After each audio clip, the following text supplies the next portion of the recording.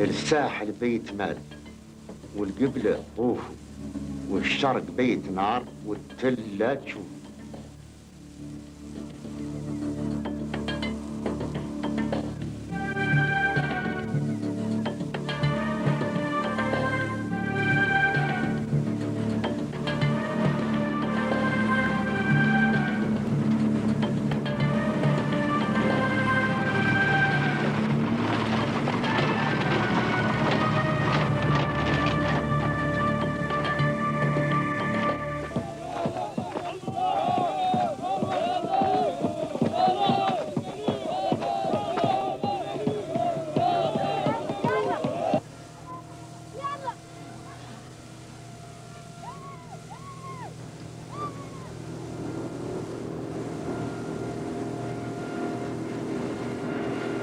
En el lugar más árido del Sáhara, lejos de todo, vive un pueblo que confió en España y perdió su tierra, que esperó una solución de la ONU y se vio confinado durante décadas en campos de refugiados.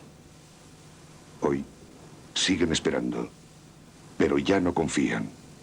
Son demasiados años sin patria, sin libertad, sin trabajo.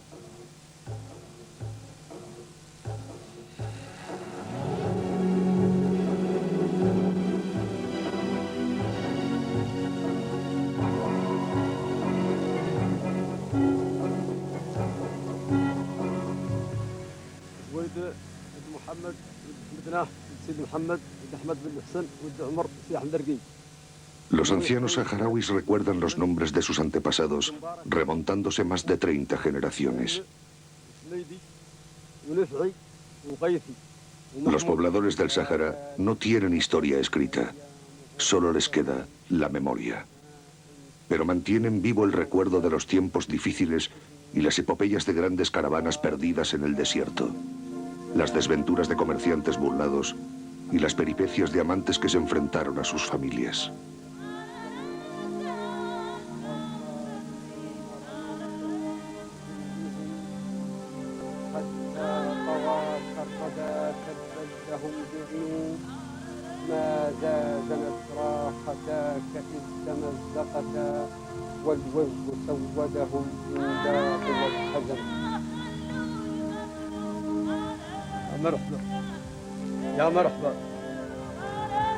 Son poemas o relatos que se transmiten de padres a hijos y con el tiempo, a fuerza de versiones, pasan a ser parte de la extensa mitología del desierto.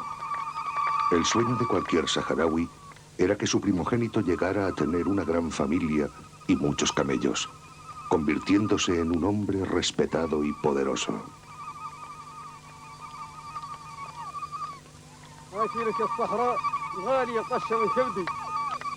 Y así se lo pedía a los espíritus que pueblan el Sáhara. Y es que no bastaba con unos pocos animales que aseguraran el sustento. Aunque todos pastorearan, los nómadas formaban una sociedad muy compleja y especializada, donde había guerreros que cobraban tributos y familias débiles que los pagaban. Junto a ellos había también hombres sabios, comerciantes, pescadores, artesanos, titiriteros y esclavos. Yo me crié siguiendo las nubes. Los saharauis se criaron siguiendo las nubes, esperando que más pronto o más tarde descargara la lluvia. La noticia de que el agua había caído sobre tal o cual hued se propagaba con la rapidez del viento y les electrizaba. Entonces sabían dónde habrían de pasar los meses siguientes. En poco tiempo, las grandes tribus se reunían allí donde crecía el mejor pasto y germinaban las semillas de cebada. Cuentan que si un año llovía 2 veces en el mismo sitio, las plantas crecían más de 1 metro.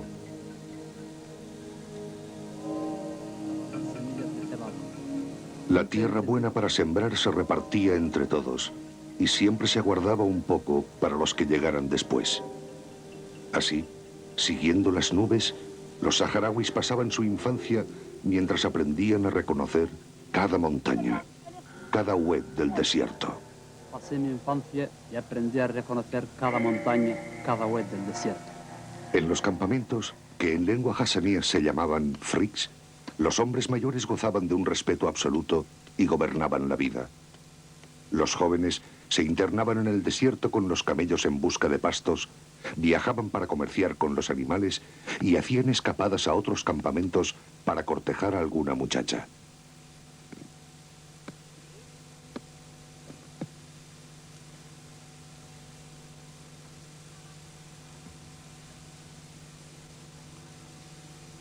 Cuidar las cabras era cosa de niños, incluso desde muy pequeños. Y las mujeres jóvenes, aunque tenían más libertad que en las culturas vecinas, no escapaban a las tareas más duras: moler el grano, batir mantequilla, tejer o cuidar de los niños y dormirlos con cuentos, llenaban sus jornadas.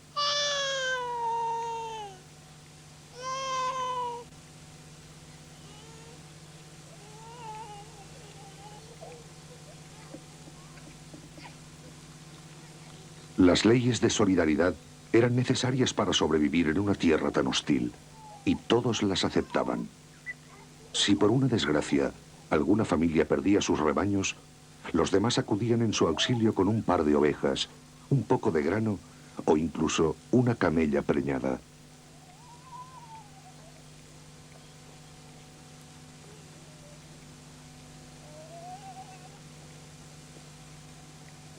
Vivir en libertad era su misma esencia.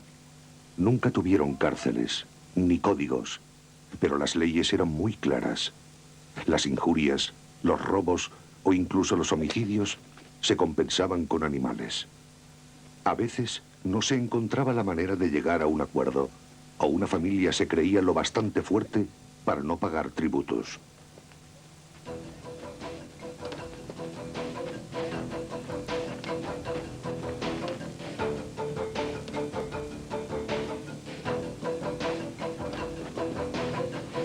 Entonces las tribus se aliaban y la violencia se enseñoreaba del desierto. Los hombres atacaban los freaks, robaban el ganado y mataban a quien se opusiera.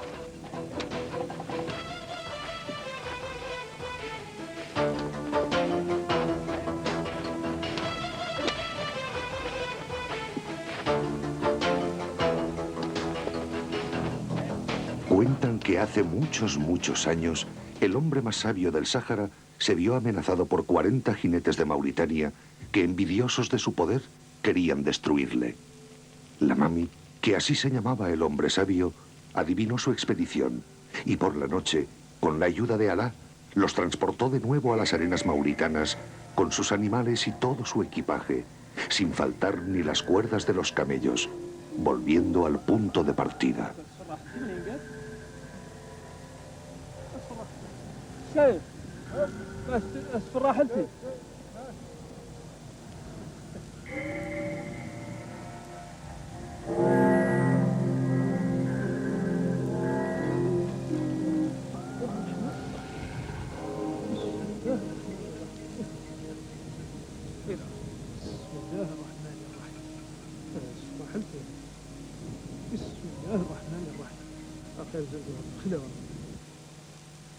La Mami, el hombre sabio, está enterrado en un monte donde recibe a los peregrinos que buscan consejo. Y cuando el visitante no es grato o no quiere ver a nadie porque está disgustado, su monte desaparece.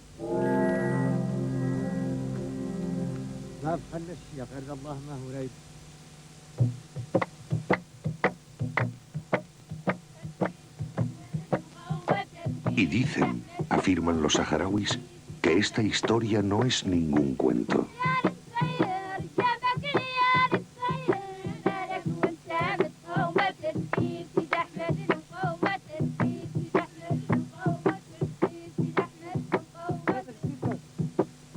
Crecí como todos los niños. Las peleas a pedradas entre pandillas de distintos freaks eran muy divertidas. Y también coger lagartos o perseguir gacelas. Pero lo mejor de todo era cazar pájaros het-het con una honda. Había que robar a la madre un poco de lana de camella, tejer un cinturón lo bastante fuerte y practicar mucho la puntería.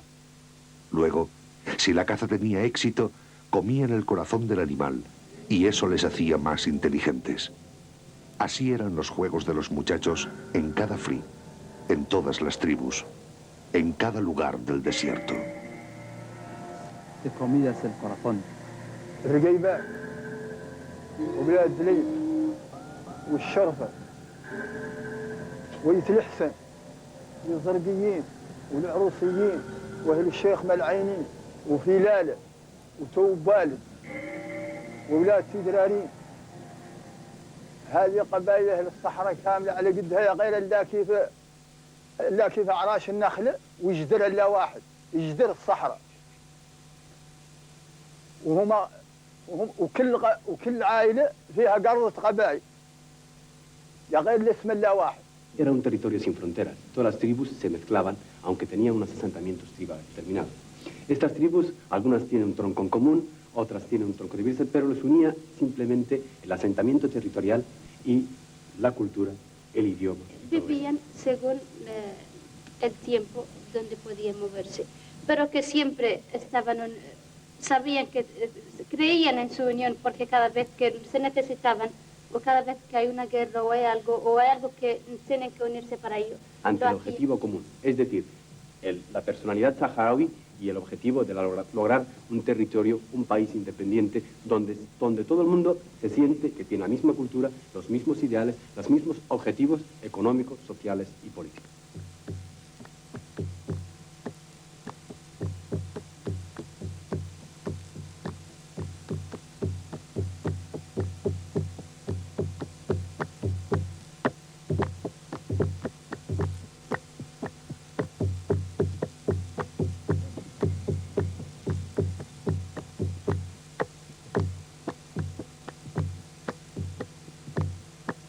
Si soy sincero, el tiempo pasó. La vida perdió sus purezas, quedando solo sus cenizas. Murió el evocador de los rezos. Se encendió el fuego que arrasa la cebada. Los necios gobiernan hoy. Si soy sincero, el tiempo pasó.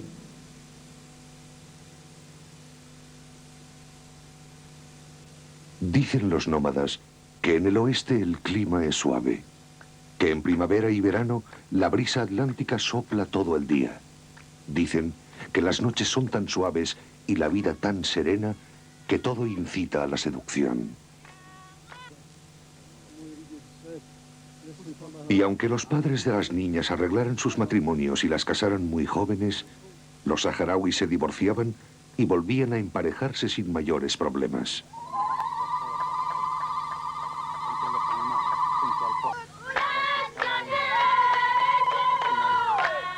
De esta manera transcurrió la vida de los nómadas, sin apenas cambios, durante siglos y siglos. Todo esto sucedía hasta que llegaron los españoles. Estudiando el Corán. Cuando tuvo un ejército español, sigue estudiando el Corán, rezando, sigue saharaui y tengo muchos amigos españoles. Tengo 38 años y llevo 20 años en la Hamada. Recuerdo bien, señores. Recuerdo esos dos cines a los que íbamos por la tarde. Todas las tardes yo y mis amigos a ver las películas.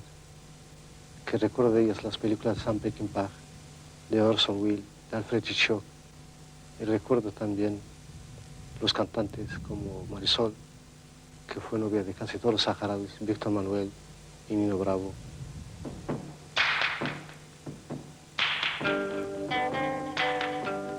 Para los españoles el Sáhara no fue importante hasta los años 60, cuando se descubrió la mayor reserva de fosfatos del mundo. Entonces, las dos culturas entraron realmente en contacto. Llegaron ingenieros de las grandes compañías y comerciantes canarios y se amplió la policía nómada. Los ancianos veían con disgusto cómo sus hijos abandonaban las jaimas y se iban a vivir a El Aaiún, a las nuevas ciudades. Atraídos por unos salarios relativamente altos, los jóvenes aprendieron el idioma castellano, cambiaron su vida libre por los horarios fijos y regresaron de visita a sus friks trayendo como regalo las primeras radios. Los mayores no encontraron ninguna ventaja en unos trastos, unas cajas mágicas que solo funcionaban cuando había electricidad. Aquellos malditos aparatos significaban una relación demasiado estrecha con los españoles. Y lo que es peor, ahora los hijos tenían más dinero que sus padres. Los viejos pastores nómadas temían con razón que se acercaba el fin de su modo de vida.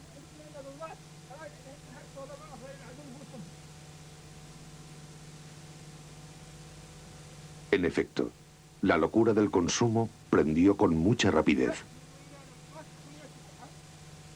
El nuevo sueño era cambiar los lentos camellos por un jeep de gasolina y educar a sus hijos con profesores españoles que imponían su ideología.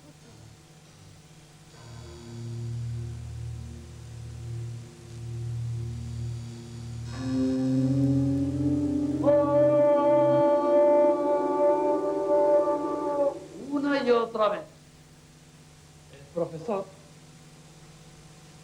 con su dichoso piano, intentaba inculcarme una nota que a mí no me entraba. ¿Cómo me iba a entrar si es una cultura completamente extraña y una música que nunca he oído? Entonces, otra vez el profesor me cerró los oídos a ver si la resonancia interna me sacaba algo. Pero a mí, esa resonancia no me salía. Entonces el profesor sacó a los alumnos fuera de clase y a mí me tumbó encima de una mesa y otra vez. ¡Oh! Entonces el profesor, cansado y harto, me dijo: hijo mío, no te molestes en volver a venir a clase. Vendrás un cuarto, siempre. No tenemos nada en contra. Nosotros sentimos orgullosos de hablar español. Sentimos un amor eterno hacia los pueblos del Estado. ¿Qué se ha hecho en 100 años? No se han formado, no se ha construido una infraestructura económico-social que pueda estar agradecido el pueblo saharaui a este Estado. No se ha hecho. No se ha formado al ser saharaui, que después de que se vaya al colonialismo pueda mantenerse, crear su propio Estado. Estamos hablando, lo que acabo de decir, que España no ha hecho nada, ni siquiera escuela, ni ha formado cuadros. Mira, vamos a ver, sabemos que en el ejército, las afiliaciones, los militares nativos, en las filas de los militares del Estado español, está prohibido terminante llegar solamente suboficial, a un grado. Las escuelas abrieron sus puertas en 1961 y la colonización española entró en 1934. Entonces me está dando la razón que no ha hecho absolutamente nada como fruto para el pueblo saharaui, sino todo. El colonialismo español ha hecho lo mismo con nosotros. Ha jugado con una de las caras del colonialismo. Claro que el colonialismo tiene 1000 caras. Una de ellas que ha jugado vino como pacíficos por vía como mercaderes, comerciantes, y entonces ha entrado y nos ha mantenido bajo presión. Eso es lo que nos ha dejado el proyecto. Eso se convirtió en una provincia militar donde se...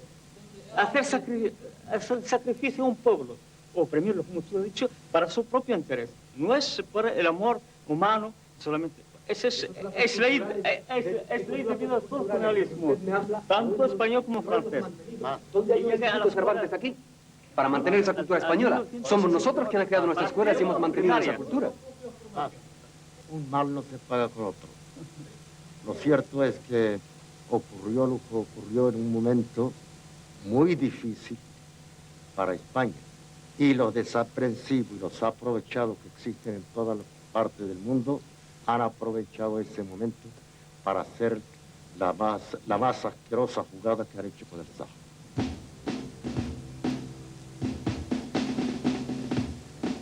Salí de mi campamento, salí de mi campamento, con hambre de 6 semanas, tralala, con hambre de 6 semanas, tralala, con hambre... Las minas de Fosbucra cambiaron el destino de los saharauis. El franquismo hizo grandes inversiones y, burlando a la ONU, convirtió el Sáhara en una provincia española. Para completar la mascarada, repartió carnets de identidad a los nativos.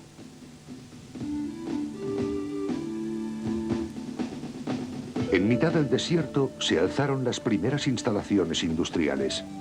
El mineral, que era exportado a todo el mundo, salía a través de un puerto construido a propósito, venciendo las dificultades orográficas.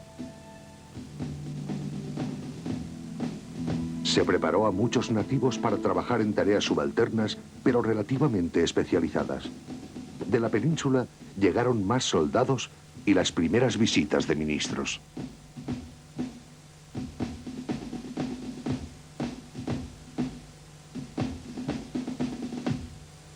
في إطار مساهمات المستمعين يقول أحد المستمعين: الأشجار تتكلم مع بعضها البعض بواسطة إرسال إشارات يطلق عليها مصطلح موجات. هذا ما أكده الفيزيائي الأمريكي إردوانز، مؤكدا أن الأشجار تتكلم فيما بينها.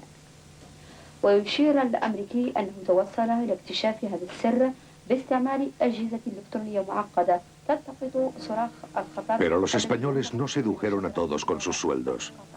Comenzó la rebeldía. En 1973, un puñado de jóvenes, algunos con formación universitaria, crearon, a la sombra de un árbol, en lo más profundo del desierto, el Frente Polisario. La revolución en Saji al-Hamra y Río de Oro se proclamó porque existe un pueblo. Realmente existe un pueblo.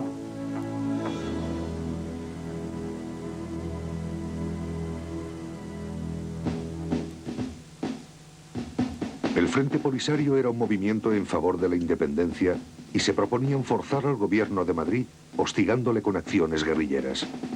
Las primeras armas las consiguieron gracias al apoyo de algunos países islámicos como Libia.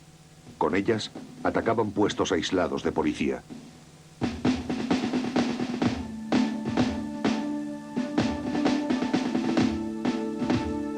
Cuando los dirigentes de la ONU, después de muchos intentos, consiguen visitar el territorio del Sáhara, se encuentran con una inesperada sorpresa.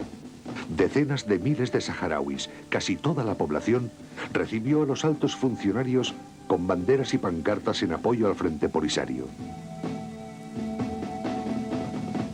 5 meses más tarde, la ONU resolvía que el Sáhara Occidental tenía derecho a la independencia si sus habitantes la aprobaban en referéndum.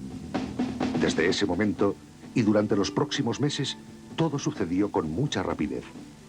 Marruecos moviliza 350.000 civiles dispuestos a invadir el territorio del Sáhara. Han sido reclutados entre la gran masa de parados que se hacina en los suburbios y llegan a la frontera ebrios de exaltación patriótica.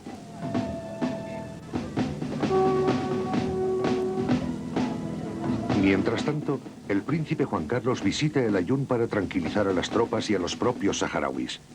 Pero al margen de la voluntad española, todo está pactado de antemano entre el rey Hassan y las grandes potencias occidentales. La Marcha Verde era una operación de altura preparada durante meses por militares norteamericanos y contaba con el visto bueno del gobierno francés. Franco agonizaba y el gobierno español se entrevistaba con Hassan. El ministro Solís Ruiz negoció que la marcha penetraría 10 kilómetros en el Sáhara para, después de una breve retirada, repartir el territorio entre Marruecos y Mauritania.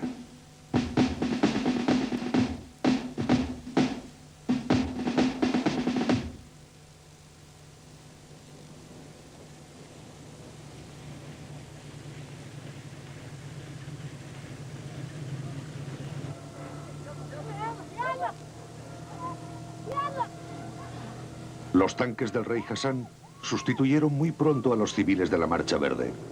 Antes de que los españoles abandonaran el país, las tropas marroquíes ya estaban invadiendo los primeros poblados.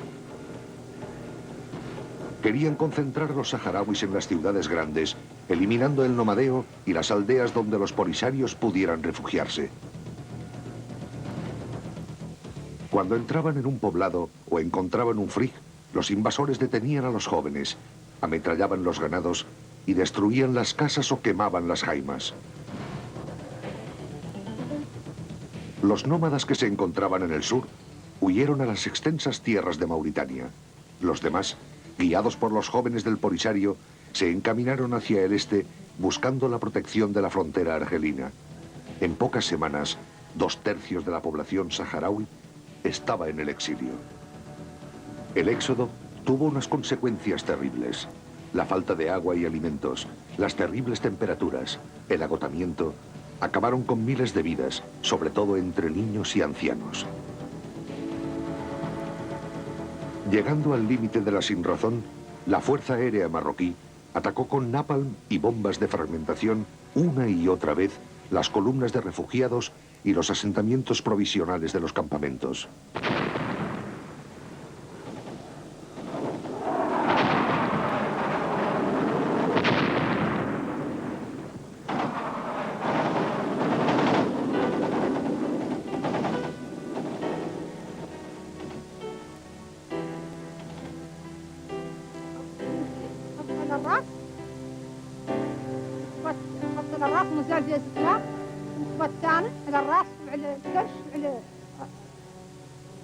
الجناح وما زال الثلاث راسي وفضل لي الى رجلين تنتقي.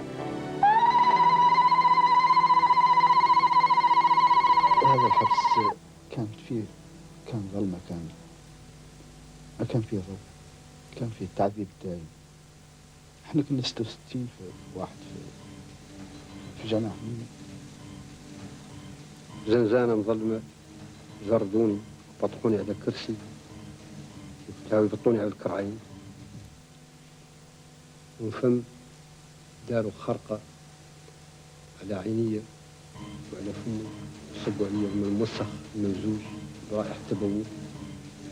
اعتقلتني أجهزة المخابرات المغربية مرتين، الأولى في 77 والثانية في 91، وتعرضت لأنواع التعذيب وأشدها. وتحضرني هنا بعض النماذج نذكر منها أسلوب الطيارة. أسلوب الطيارة هو أسلوب يعتمد فيه الشكل التالي: يقيد اليدين والكرعين ويرتفد رقاج الفوق، مديور له قضيب، والبطن أسفل، ويوضع على ظهره بصبابيط.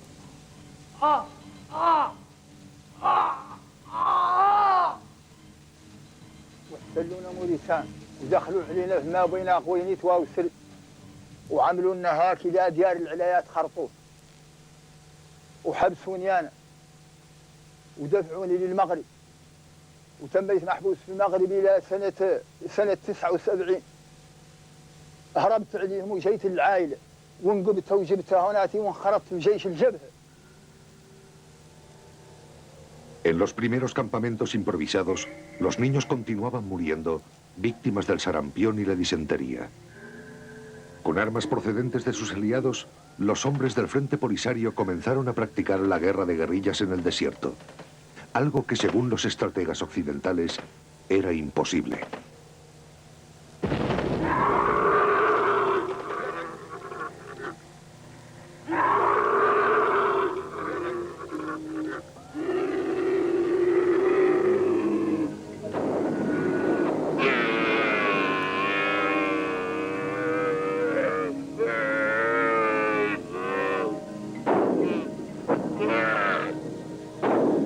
Sorpresa de todos, los ataques contra Mauritania fueron tan efectivos que ni aún con ayuda francesa y marroquí pudieron hacerles frente.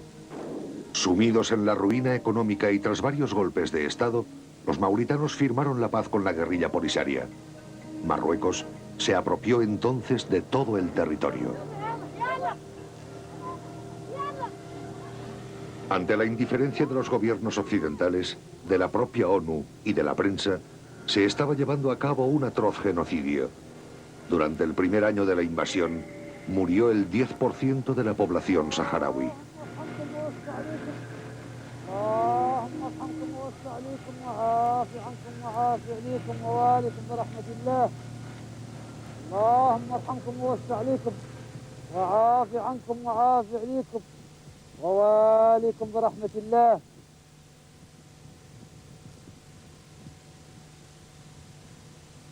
El éxito de la lucha guerrillera no era suficiente para conseguir la independencia. Se hacía necesario ganar batallas también en el frente diplomático. A principios de 1976, sin contar todavía con un asentamiento estable, los saharauis se proclamaron ante sí mismos y ante el mundo como un estado independiente. أيها الناس إنكم تعلموا اليوم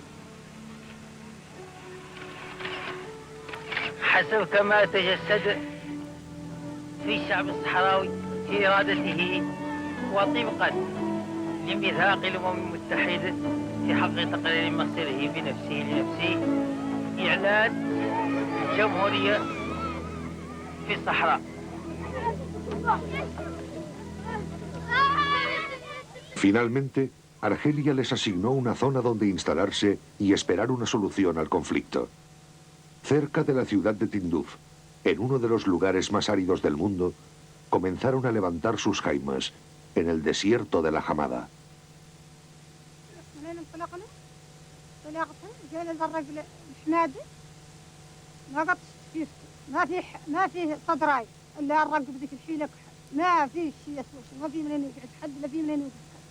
لا القرافة كش حد ما قاعد يشيل ما قد سنار بنت قاح فضن بسنين محال يجينا الرجل حناد بحرنا قال جاي يصير رجل حناد من يجينا الرجل حناد بحرنا رجل حناد لا في الصدراي ولا في شيء اسوى شيء هو اللي الرجل حاد بكل شيء.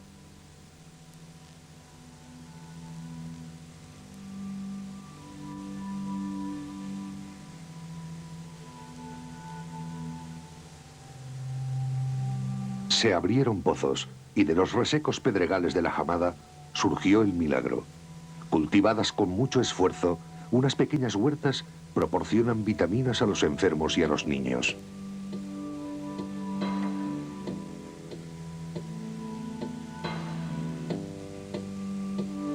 En corrales construidos con viejas latas y alambres se crían las cabras protegidas de los durísimos vientos arenosos del Siroco.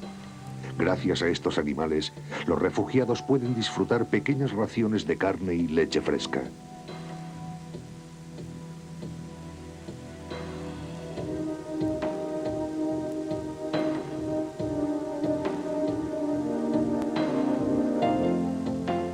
Con los materiales de que disponen, tierra y agua, han levantado hornos, cocinas y grandes edificios de adobe.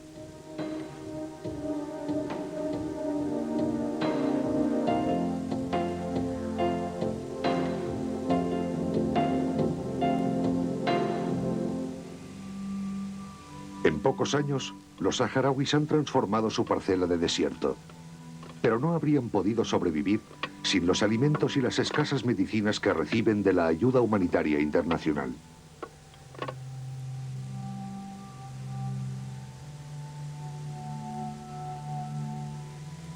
Cuando llega el reparto de las raciones, la plaza del hospital se parece a un mercado. Las mujeres encuentran allí a sus amigas y se cuentan las últimas noticias mientras esperan su turno en el reparto de alimentos.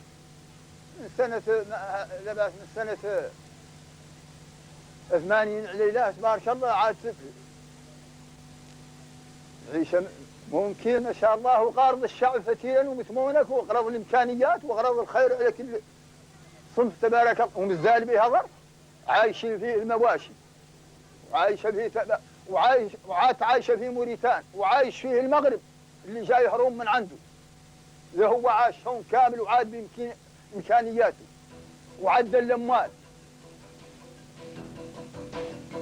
Los otros habitantes de los campamentos saharauis son los prisioneros, soldados marroquíes llevados por la fuerza a la guerra.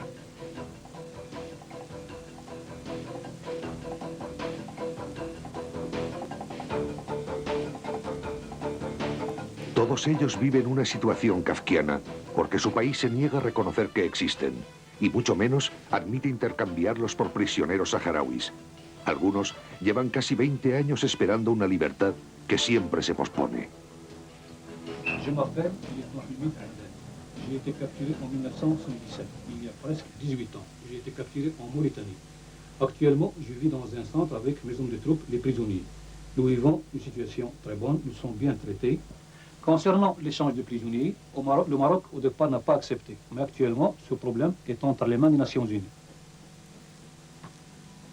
El problema cuando se vive durante largos años varado en el desierto es llenar el tiempo y no caer en la depresión o en la locura.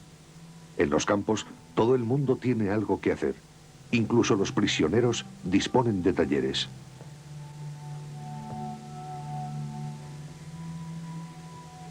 Nous recevons mensuellement des médicaments. Et la plupart des maladies qu'on a, sont des maladies psychosomatiques, telles que les ulcères de l'estomac, qui sont en général très fréquents. Cette souffrance est difficile, c'est difficile à supporter. Nous souffrons, le peuple sahraoui souffre, les gens souffrent dans ces campements et dans cette maladie. C'est naturel. Soportando temperaturas de 40 a 50 grados, enfermos y parturientas esperan pacientemente al sol el momento de la consulta médica. Si de algo está orgulloso el pueblo saharaui, es de su asistencia sanitaria. Con unos recursos muy escasos, han conseguido poner en marcha una red de pequeños ambulatorios y grandes hospitales donde se encuentra incluso un quirófano. Médicos saharauis y europeos velan de manera eficaz por la salud de los refugiados, aunque en los casos que requieren intervenciones muy delicadas, los enfermos tienen que ser atendidos en el extranjero. Cerca del hospital hay un pequeño mercado. Algunos refugiados cobran el retiro del ejército o la seguridad social española. Con este dinero pueden mejorar su dieta en los pequeños comercios que están surgiendo. En cada jaima de los campos hay una ausencia. Maridos, hijos, novios. Los hombres en edad de luchar están muy lejos. Las mujeres se han convertido en el centro de la vida civil.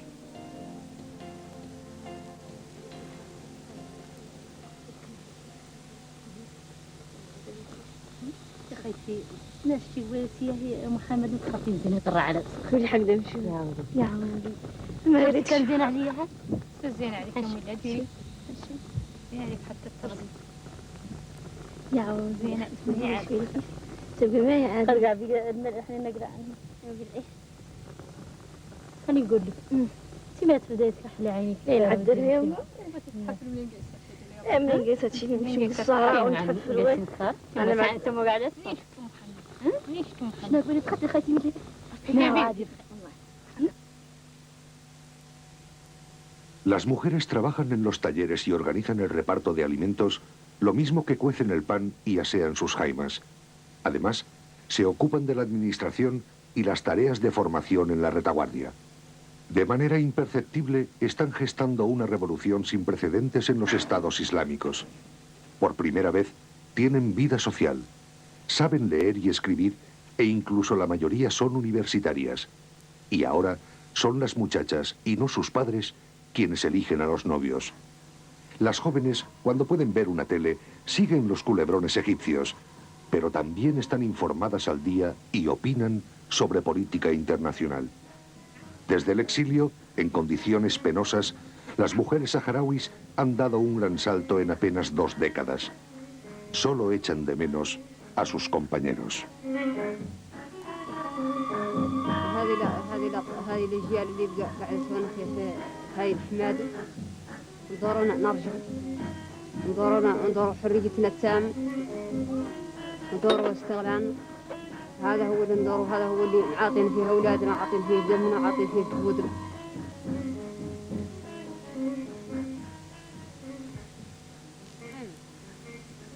كان هون براح عنده 15 يوم ومشى هو والمقاتلين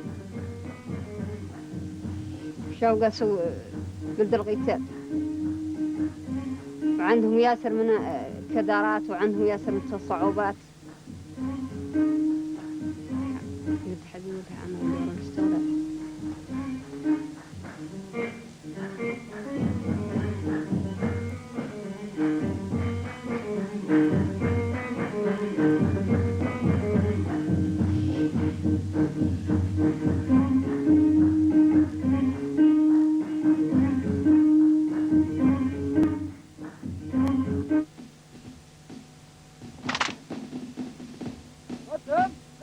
Los hombres jóvenes viven en pie de guerra y solo visitan el campamento 2 semanas cada 3 meses. Es el tiempo justo para reponerse de la vida militar y engendrar nuevos hijos.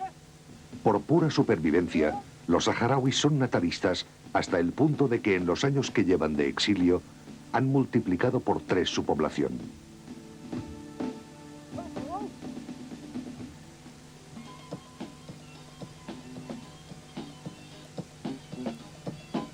Pero no todo en los campamentos es ambiente bélico. Los jóvenes que estudian en el extranjero, las nuevas generaciones que nacieron en el exilio de la Hamada, aportan otras ideas y tienen distintos gustos que sus padres. Los músicos saharauis lo reflejan al fundir los ritmos tradicionales con actitudes eclécticas.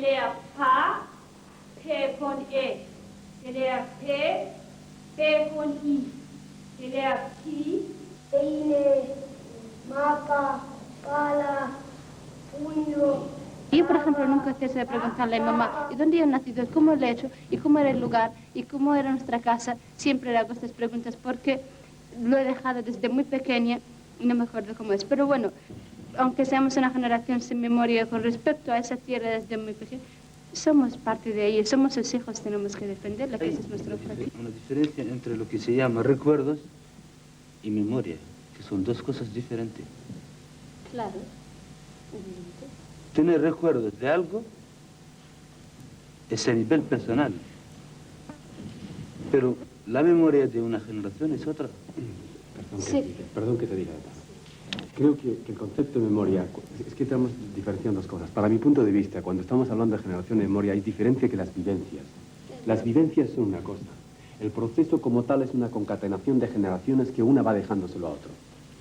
Pero las vivencias que hace un individuo fuera de esta sociedad, por ejemplo, formándose como estudiante, es simplemente una vivencia personal. Pero, ¿qué es lo que ha traído esta generación sin memoria? Que no recuerda cómo era la época colonial, cómo se ha ido descalzo, por ejemplo, con su mamá sin conocer ese exilio. Sabe que la gente corre, pero no sabe por qué. Él se lo explica a través de una formación cultural, a través de una maduración. Pero se identifica después de esta maduración con este proceso y entonces viene a coadyuvar con ese esfuerzo, con esos conocimientos, a impulsar justamente este proceso. Sin recuerdo no hay ninguna ofensa. Ustedes no han tenido recuerdo, la mayoría no han tenido recuerdo de la etapa de transición o de expulsión, o como quieran llamar. Se les pregunta desde que habéis retornado como persona formada y el presente y el porvenir.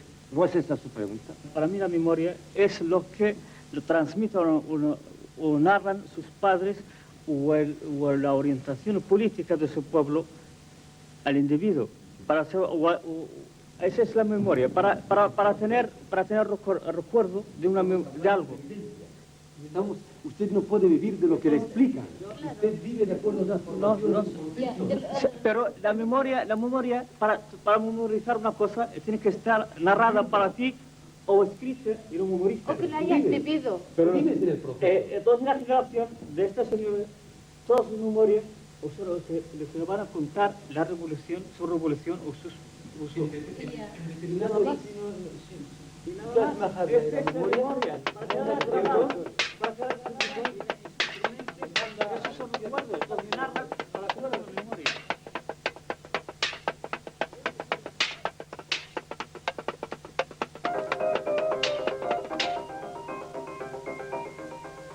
في هذه الطبيعة القاسية داخل هذه الخيم المتواضعة سيروي التاريخ للإنسانية جمعاء أسطورة المرأة الصحراوية.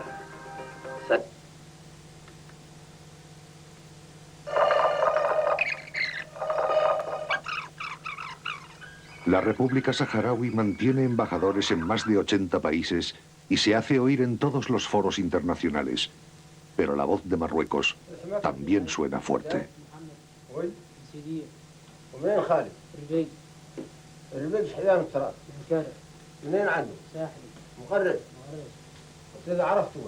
Durante años, en los campamentos, en los territorios liberados, tras el muro de vergüenza de 1.200 kilómetros que Marruecos construyó en el desierto dividiendo el Sáhara, se prepara un censo que nunca se acaba, esperando un referéndum de independencia que nunca llega. La ONU, las grandes potencias, no les pueden negar su derecho. Pero una victoria saharaui provocaría conflictos muy graves en Marruecos. ¿Estaría dispuesto Occidente a perder su aliado más firme en el Magreb? Tampoco cabe esperar una solución en el terreno militar, donde ninguna de las dos partes tiene fuerza suficiente para acabar con la otra.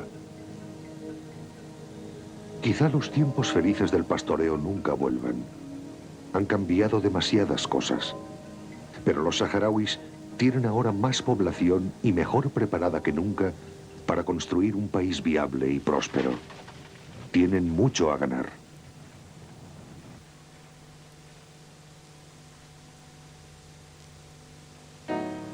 Sin embargo, después de tantos años de espera, el cansancio empieza a hacer mella entre los refugiados. Es una situación aparentemente sin salida de la que España es responsable. Pero la decisión última está en las manos de las grandes potencias. Para cualquier humano, son demasiados años sin patria, sin trabajo, sin libertad.